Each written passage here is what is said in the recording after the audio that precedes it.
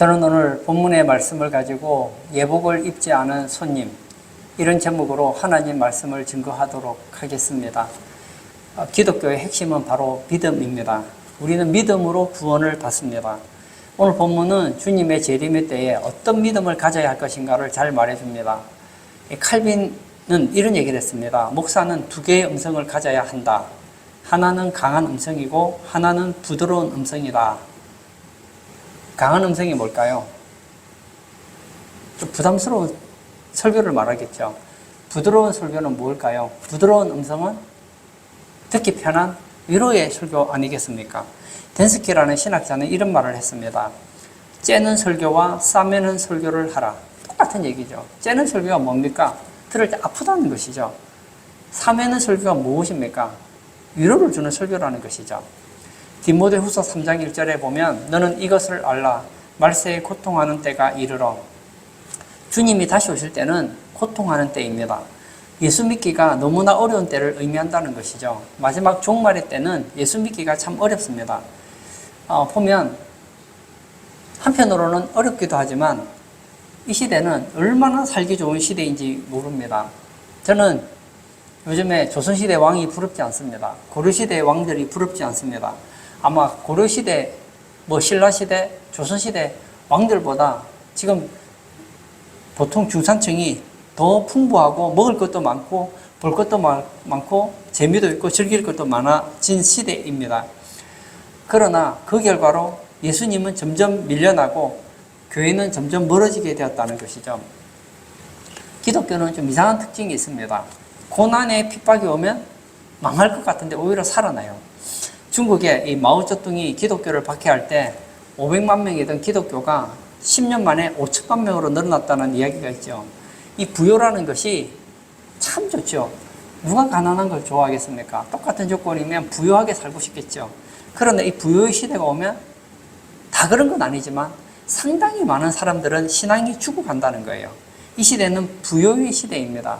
우리의 신앙을 잠들게 하는 시대라는 거예요. 그래서 칼빈은 그리고 많은 신학자들은 이 설교에는 두 가지가 있어야 된다고 가르쳐 주는 거예요. 저는 오늘 여러분들에게 좀 위로해 주는 설교, 그리고 편한 설교가 아니라 좀 강한 설교, 째는 설교를 하려고 합니다. 오늘 본문을 통해서 우리의 신앙을 한번 돌아보는 시간이 되기를 원합니다. 첫 번째, 의복을 조사했다고 합니다. 11절을 제가 읽겠습니다. 임금이 손님들을 보러 들어올새 거기서 예복을 입지 않은 한 사람을 보고 이르되 친구여 어찌하여 예복을 입지 않고 여기 들어왔느냐 하니 그가 아무 말도 못하거늘. 오늘 본문은 이스라엘의 혼인잔치의 모습입니다. 22장 2절에 보면 혼인잔치로 나오잖아요. 근데 보통 혼인잔치가 아닙니다. 왕의 혼인잔치잖아요. 그런데 이 혼인잔치에 참석할 때는 반드시 조건이 있는데 예복을 입고 참석해야 된다는 겁니다. 그런데 한 사람이 예복을 입지 않고 참석을 했습니다. 오늘 본문에 나오는 이 임금은 바로 예수 그리스도라고 할 수 있습니다. 손님들을 보러 들어온다는 것은 마지막 최후의 심판 때라는 것이죠. 예복을 입지 않았다는 것은 의의 행실을 입지 않은 것을 말하고 있습니다. 즉 예수님의 재림 때 믿음의 행실을 조사한다는 의미입니다. 제가 예전에 이 믿음에 대한 얘기, 특히 믿음의 열매에 대한 얘기를 하면 사람들이 많은 경우에 오해를 하는 경우가 있어요. 예수님 믿으면 구원받는데 왜 그렇게 행위를 강조하느냐? 행위를 강조하는 게 아닙니다. 믿음의 열매를 강조하는 것이죠. 지금은 잘 믿어야 할 때입니다. 주님이 오실 때는 너희들은 예수님 믿느냐 믿지 않느냐를 묻지 않습니다. 믿음의 열매를 보신다는 거예요. 주님이 올 때가 지금 매우 가까운 시대입니다. 임금이 손님들을 보러 오시듯이 우리 주님은 반드시 재림하십니다. 예수님의 두 가지 모습을 우리는 경험하게 될 거예요. 첫 번째는 초림의 예수님입니다. 이것은 우리가 이미 소유한 복음입니다. 그러나 재림은 아직 우리가 소유하지 못했어요.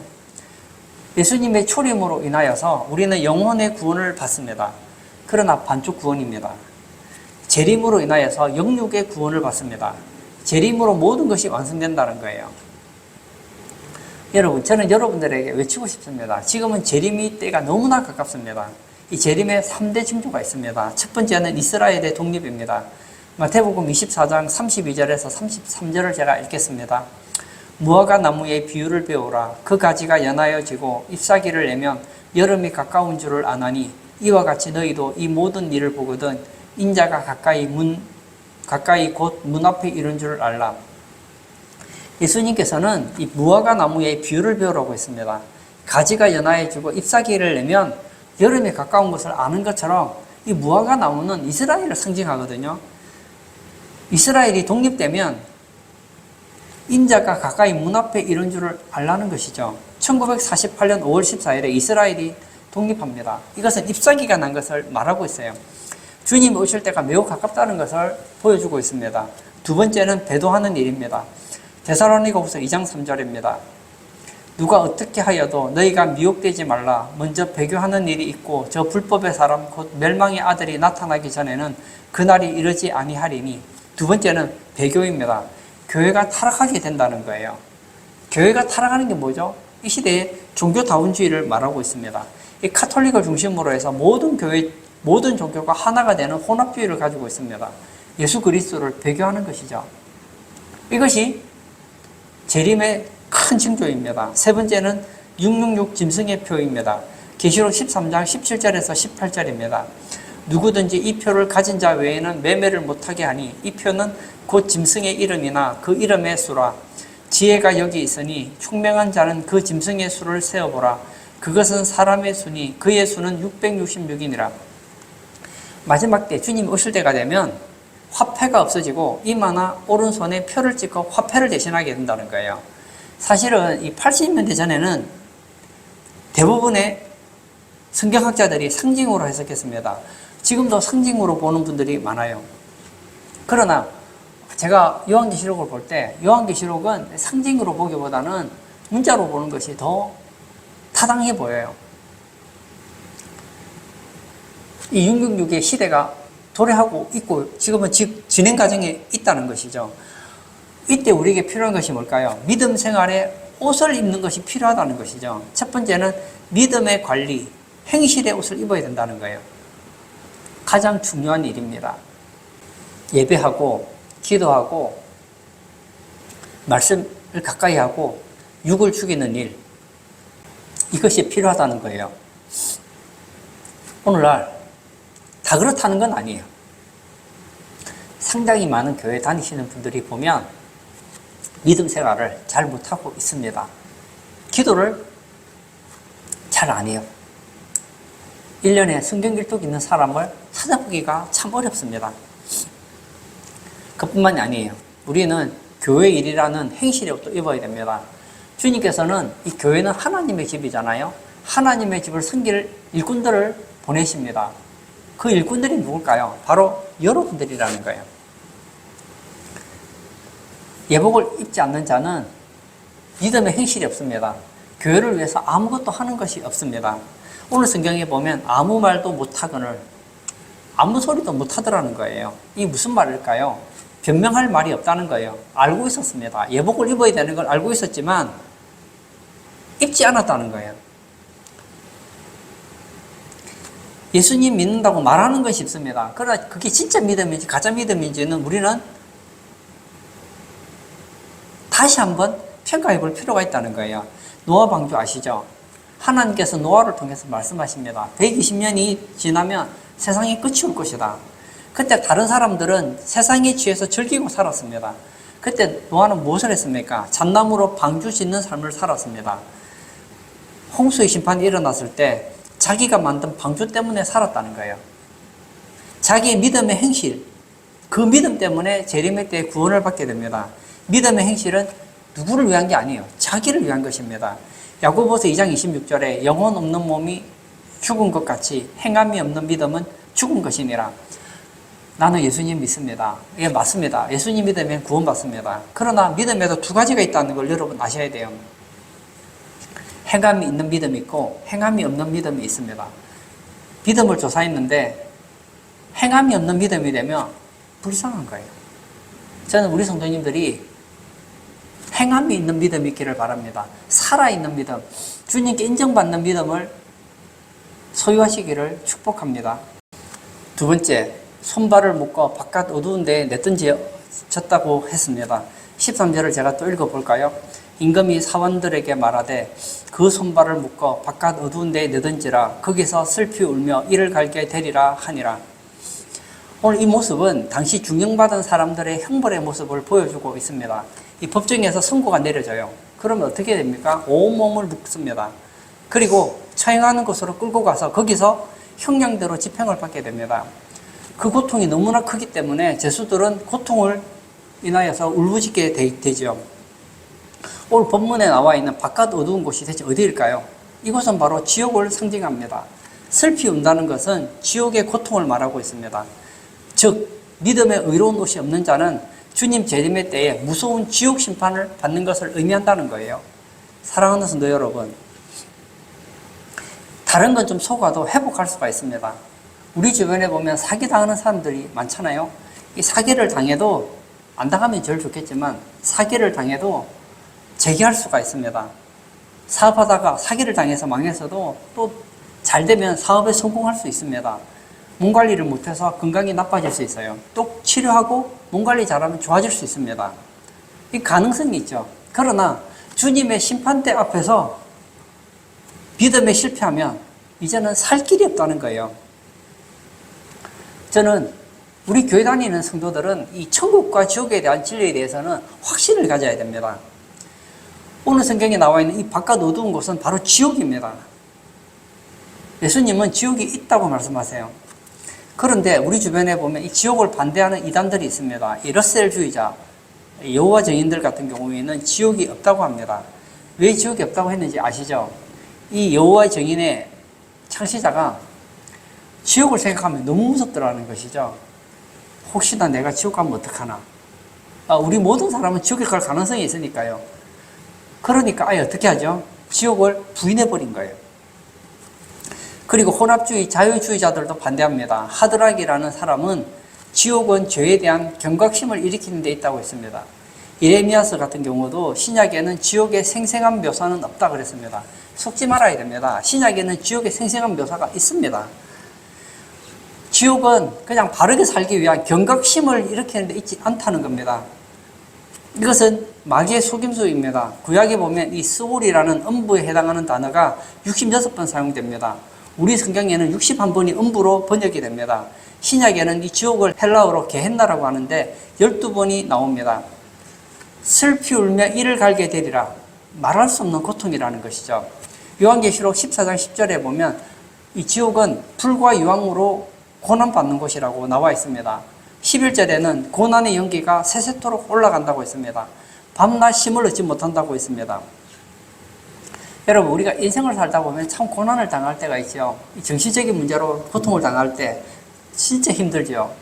그리고 육체가 아플 때 얼마나 힘듭니까? 예를 들어서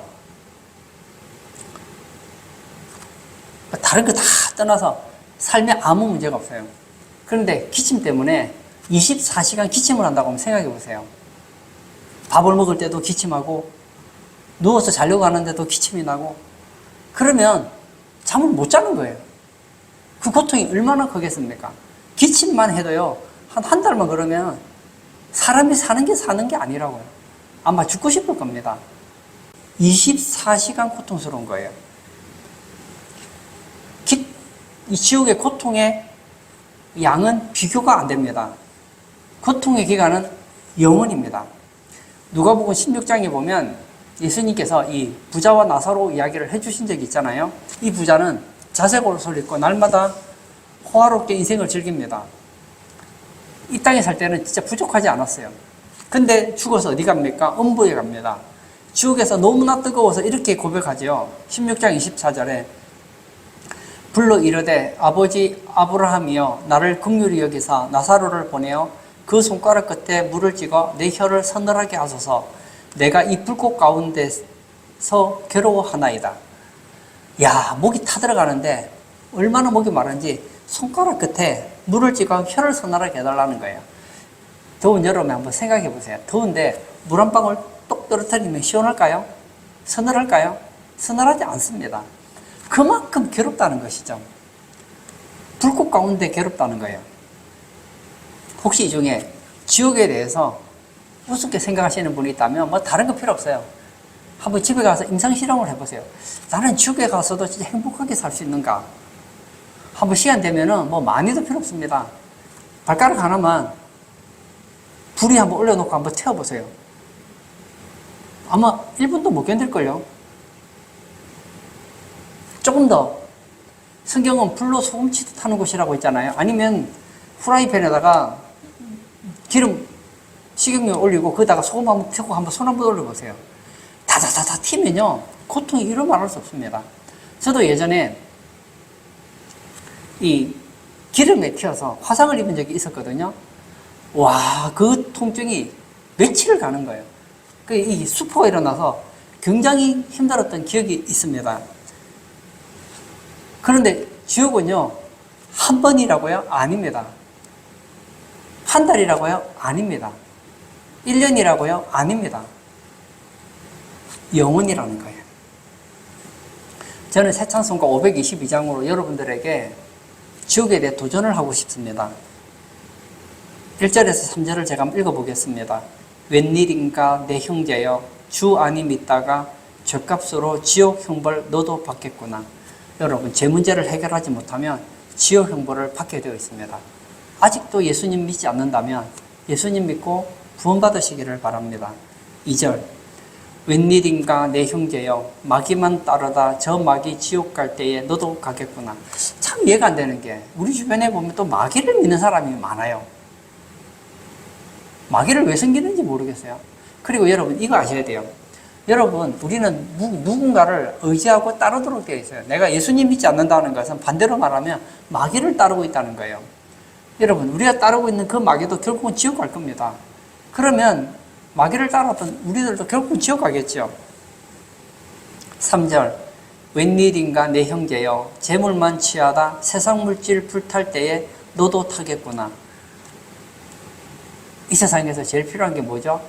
뭐니 해도 머니죠. 돈이죠.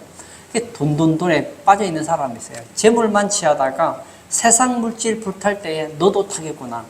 지옥불에서 탄다는 거예요. 이 찰스 웨슬리가 눈물로 이 찬송을 지어서 불렀다고 합니다. 지옥 고통은 상상을 못합니다.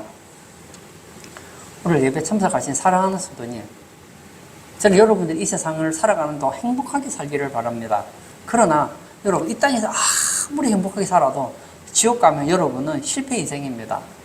그런 의미에서 저는 요즘에 세상이 좀 거꾸로 간다고 생각해요.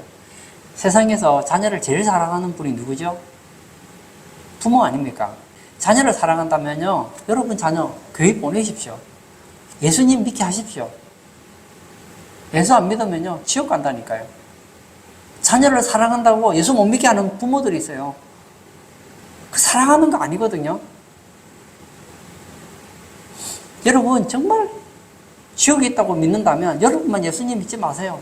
여러분 가족들, 어머니, 아버지, 가족들 예수님 믿지 않으면 어떤 수단과 방법을 동원해서라도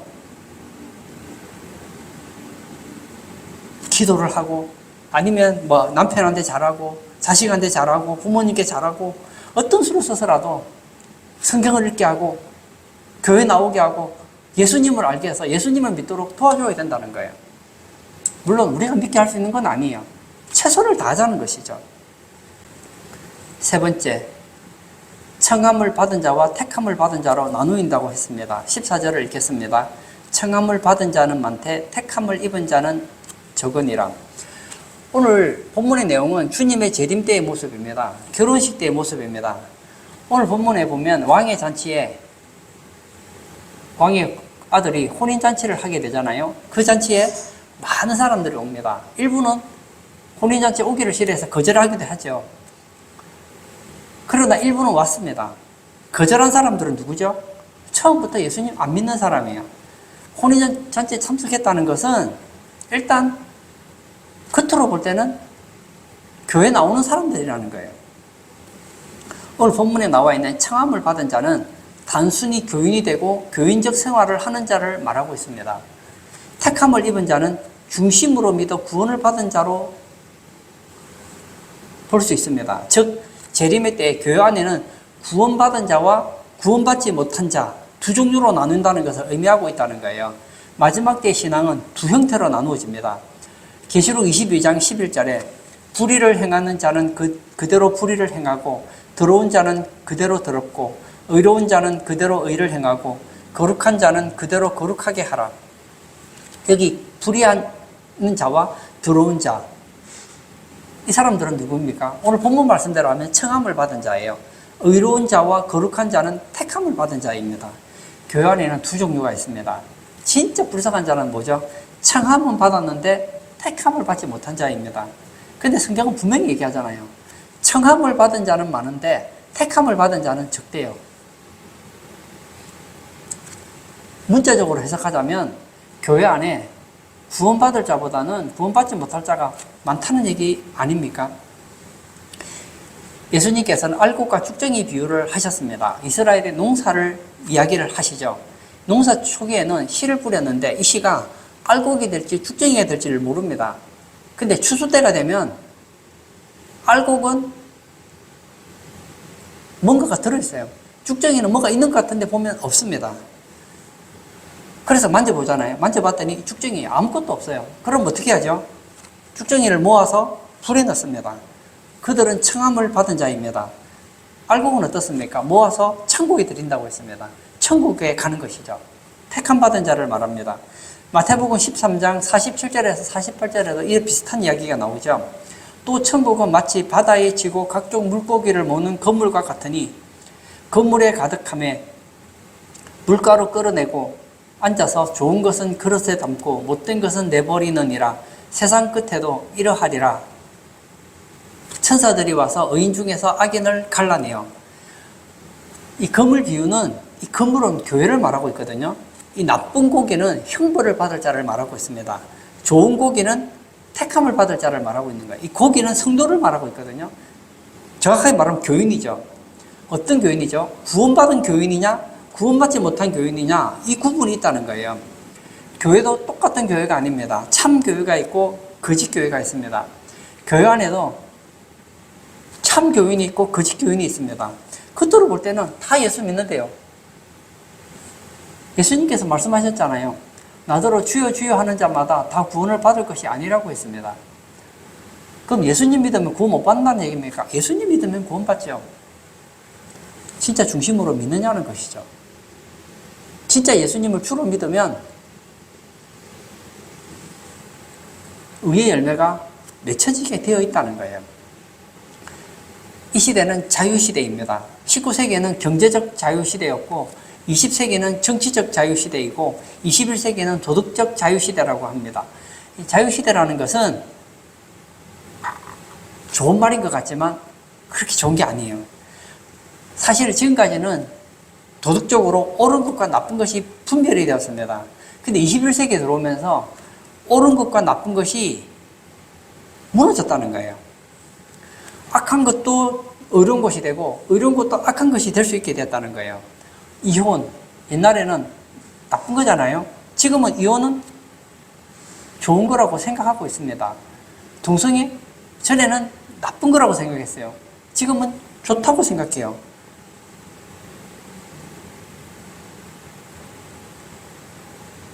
우리 주변에 보면 이 불륜이 얼마나 판을 치고 있습니까?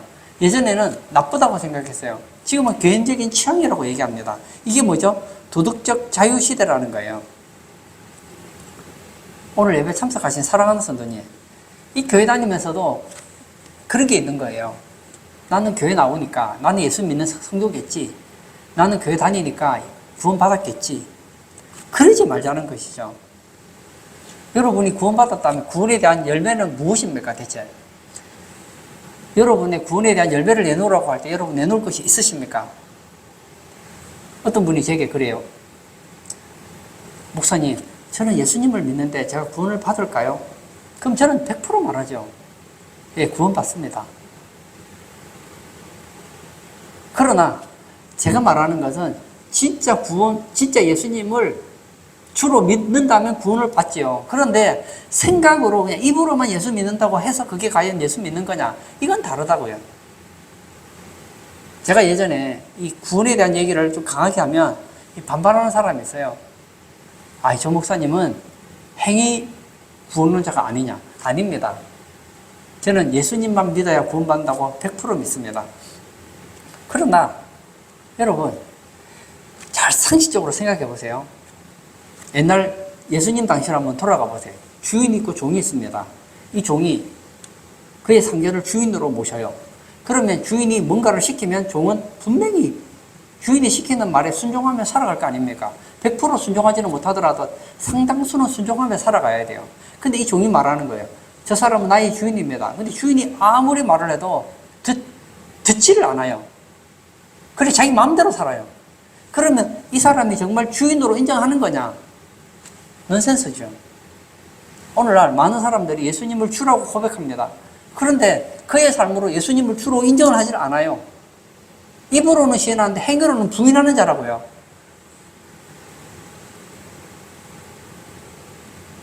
그의 구원이 참된 구원이라고 할 수 있을까요?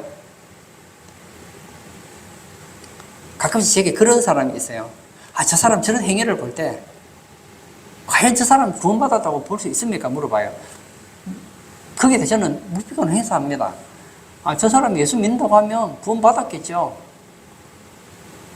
그렇지만 천국 가느냐 안 가느냐 그 부분에 대해서는 우리의 영역이 아니에요. 하나님의 영역이고 예수님의 영역입니다. 만약에 여러분 나는 예수 믿는다고 했는데 주님 앞에 갔는데 예수님께서 너의 믿음은 죽은 믿음이야. 너는 나를 주로 믿지 않았어. 너는 입으로만 믿었지 실제로 너는 마음으로 나를 주로 인정하지 않았어. 그러면 끝장나는 거예요. 거기서 회개한다고 해서 회복이 되느냐? 안 된다는 거예요. 저는 우리 성도님들이 청함받은 자가 되지 않기를 바랍니다. 청함받은 자는 많대요. 택함받은 자는 적답니다. 저는 여러분들이 택함받은 자가 되기를 바랍니다. 저는 청함받은 자가 많다는 걸 인정해요. 오늘날 교회 안에 얼마나 이단들이 많습니까? 그 이단들 다 빼고 그 다음에 교회 놀러 나오는 사람들 빼고 이런저런 사람 다 빼고 나면 얼마 남지 않아요. 저는 여러분들이 다른 것은 잃어버려도 여러분의 구원에 대해서는 확신할 수 있기를 바랍니다. 내가 정말 구원 받았는지 안 받았는지 내가 진짜 예수님을 주로 진짜 바로 믿고 있는지 아닌지 한번 스스로 한번 점검해보는 시간을 가지자는 거예요.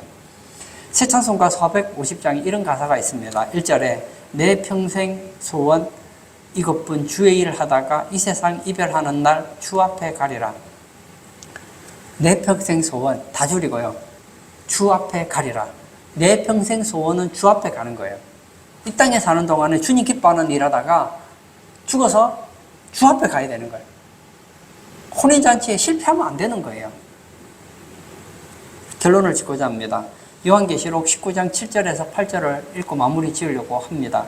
우리가 즐거워하고 크게 기뻐하며 그에게 영광을 돌리세 어린 양의 혼인 기약이 이르렀고 그의 아내가 자신을 준비하였으므로 그에게 빛나고 깨끗한 세마포 옷을 입도록 허락하셨으니 이 세마포 옷은 성도들의 옳은 행실이로다 하더라. 영광스러운 결혼식이 기다리고 있습니다. 이 결혼식에는 세마포 옷을 입습니다. 이 세마포는 뭐라고요? 성도들의 옳은 행실이라고 했습니다. 주님께서는 다시 오십니다. 주님의 호령과 천사장의 소리와 하나님의 나팔 소리로 오게 될 거예요. 그때 우리는 의복을 조사받게 됩니다. 거기서 의복을 입지 않았다고 판정이 나면 손발이 묶어서 바깥 오던데 내던져지게 됩니다. 그는 청함을 받은 자지 택함을 받은 자가 안 되는 거예요. 오늘 예배 참석하신 사랑하는 성도님, 평생 교회를 생활했는데 알고 봤더니 예복을 안 입었어요. 예수를 믿긴 믿었는데 입으로만 믿었어요. 마음으로 믿지를 않았어요. 믿음의 열매가 없어요. 주님께서 보시니까 저 사람은 예복을 입지 않았어요. 그러면 끝장나는 거예요. 지금 이 시간은 어떤 시간일까요? 믿음의 의의 세마포옷을 준비하는 시간입니다. 우리 모두 마지막 주님 앞에 서는 날 깨끗한 예복을 입고 주님께 인정받아서 혼인잔치의 주인공이 되시는 복된 성도 다 되시길 축복합니다.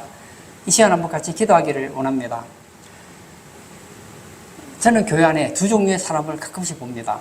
한 종류의 사람은 제가 볼 때 분명히 예수 믿고 구원받았음에도 불구하고 구원의 확신을 못 가지는 사람이 있습니다. 저는 참 안타까운 거예요. 또 한 종류의 사람은 교회는 다니는데 예수님을 안 믿어요. 근데 천국의 확신을 가지고 있습니다. 이 사람은 더 위험한 거예요. 저는 우리 성도님들이 예수님 바로 믿고 구원의 확신을 가지기를 바랍니다. 그러나 여러분들이 혹시라도 나는 교회 생활을 했지 진짜 예수 믿은 것이 아니었다면 이제는 예수님을 주로 모시고 주와 더불어 신앙생활 하심으로 청함받은 자가 아니라 택함받은 자로서 주님 앞에 살아가는 그런 복된 성도 되게 해달라고 우리 다 같이 기도하도록 하겠습니다.